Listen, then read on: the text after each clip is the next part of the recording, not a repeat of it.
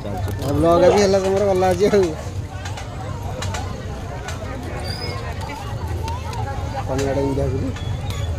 ଭୁବନେଶ୍ୱର ଚାଲିବ ଦେଖେନି ମାଡ଼ ଖାଇକି ଯିବି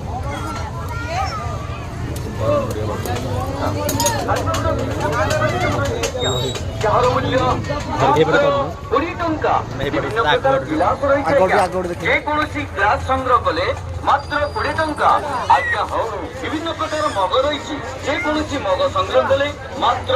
20 ଟଙ୍କା ପେନ୍ସିଲ ବକ୍ସ ନିଅନ୍ତୁ 20 ଟଙ୍କା ବଡ଼ ଡାଲା ନିଅନ୍ତୁ 20 ଟଙ୍କା ସାବୁନ କେସ୍ ନିଅନ୍ତୁ 20 ଟଙ୍କା ଲୁଗା କଚା ବ୍ରଶ ନିଅନ୍ତୁ ମାତ୍ର 20 ଟଙ୍କା ଶାଢ଼ୀ କ୍ଲିପ୍ ନିଅନ୍ତୁ ମାତ୍ର 20 ଟଙ୍କା ଏମିତି ଅନେକ ପ୍ରକାର ହରେକ ମାଲ ଜିନିଷ ରହିଛି